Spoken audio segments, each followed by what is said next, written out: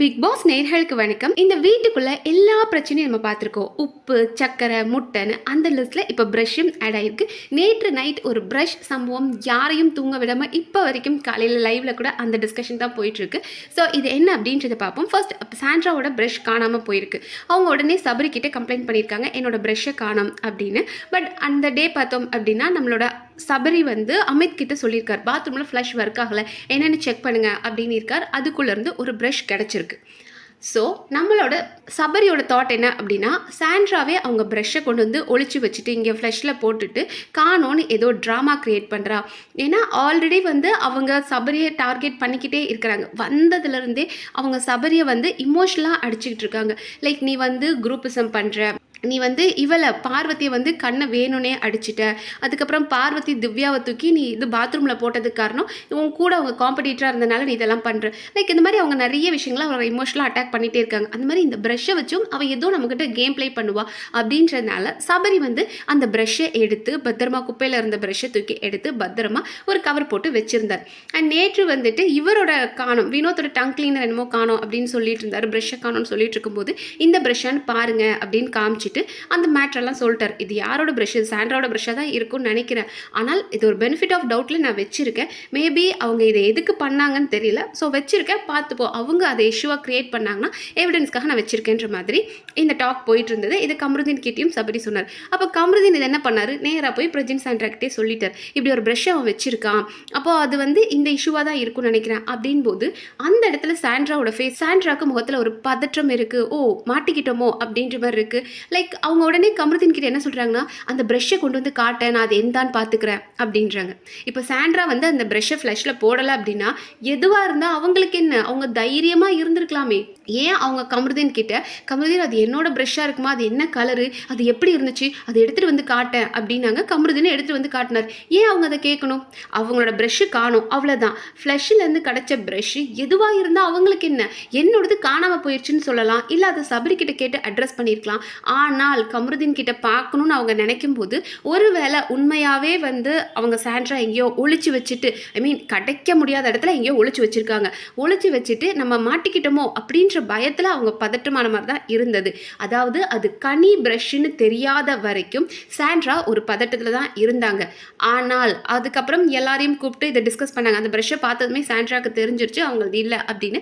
அதுக்கப்புறம் இதை டிஸ்கஸ் பண்ணலாம் அப்படின்னு சொல்லி லிவிங் ஏரியாவில் உட்காந்து பேசிகிட்டு இருந்தாங்க. அப்போ இது கனியோட ப்ரஷ்ஷுன்னு தெரிஞ்சதுக்கப்புறம் சாண்ட்ரா எக்ரி அடிக்க ஆரம்பிச்சிட்டாங்க சபரியை. அப்போது என் ப்ரஷ்ஷை நானே ஒழிச்சு வச்சுட்டு நான் கேம் ப்ளே பண்ணுறேன்றியா, நீ எல்லாம் என்ன ஆம்பளையாக இருந்தால் ஆம்பளை கூட மோதணும், நான் ஒரு பொண்ணு, நான் நின்று பேசுவேன், என்னது இது எனக்கு புரியல.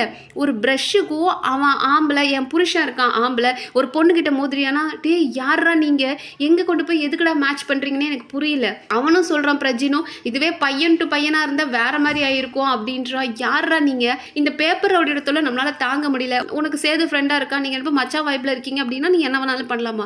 எனக்கு என்னமோ அந்த சாண்ட்ராவை பார்த்தா சரியான சூனியக்காரியாக தோணுது. லைக் சின்ன சின்ன விஷயம், இன்னைக்கு காலையிலையும் அது உட்காந்து அழுது எல்லாரும் முன்னாடியும், ஐயோ எனக்கு 2 குழந்தைங்க இருக்குது, ஏம்மா உனக்கு மட்டும் தான் குழந்தைங்க இருக்கலாம், இப்போ என்ன அதுக்கு உனக்கு குழந்தைங்க இருக்குது அப்படின்னா அவார்ட் கொடுத்துருவோமா, ஊரில் யாருக்குமே குழந்தைங்க இல்லை, இவளுக்கு மட்டும் தான் குழந்தை இருக்க மாதிரி, எனக்கு 2 குழந்தை இருக்குது, என்னோட ஹெல்த் என்ன ஆகும். இதே மாதிரி அவன் ஃப்ளஷில் வச்சு முக்கி எடுத்துகிட்டு வந்து எனக்கு கொடுத்தான்னு என்ன தெரியும், சாப்பாட்டில் துப்பி கொடுத்தாங்கன்னா எனக்கு என்ன தெரியும்.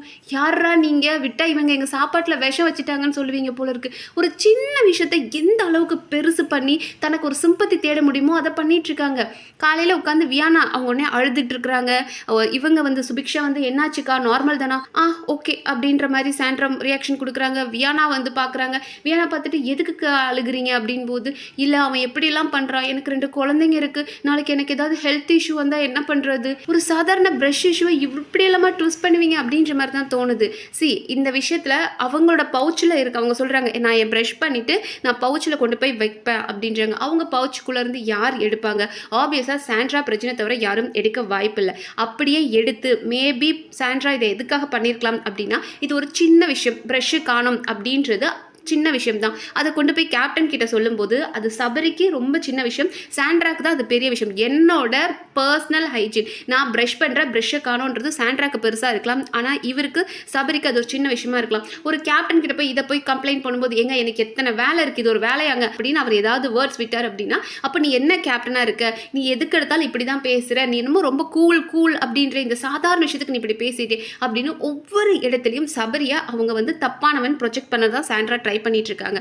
ஸோ மேபி சாண்ட்ராவே, என்னோட பாயிண்ட்ல சாண்ட்ராவோட வேற யாரும் எடுக்க வாய்ப்பு இல்லை. ஸோ சாண்ட்ராவே எங்கேயோ எடுக்க முடியாத இடத்துல ஒளிச்சு வச்சிருக்காங்க. அதனால தான் ஒரு ப்ரஷ் கிடைச்சிருக்கு அப்படின்னு கமருதீன் சொன்னதும் அதை எடுத்துட்டு வந்து காட்டு அப்படின்னாங்க. அது வரைக்கும் சாண்ட்ரா முகத்தில் ஒரு பயம் இருந்துச்சு, உண்மையாவே நம்ம ப்ரஷ் தானோ அப்படின்ற பயம் இருந்துச்சு. பட் கனியோடதுன்னு தெரிஞ்சதுக்கு அப்புறம் தான் அவங்க இந்த அளவுக்கு ஃபோர்ஸா சபரி கிட்ட பேச ஆரம்பிச்சாங்க. அண்ட் சபரியும் ஏன் இதை எடுத்து வச்சிருக்கார், அவன் ஒரு சைக்கோ, இவங்க சொல்றாங்க ஒரு சைக்கோ மாதிரி குப்பைக்குள்ள இருந்த ப்ரஷ் எடுத்து வச்சிருக்கான்னு அவன் எப்படிப்பட்ட ஆள் அப்படின்னு. ஸோ அவரை பொறுத்த வரைக்கும் அவர் ரொம்ப பர்ஃபெக்டாக இருக்கணும், அவர் மேலே குறையே வந்துடக்கூடாது அப்படின்னு நினைக்கிறாரு.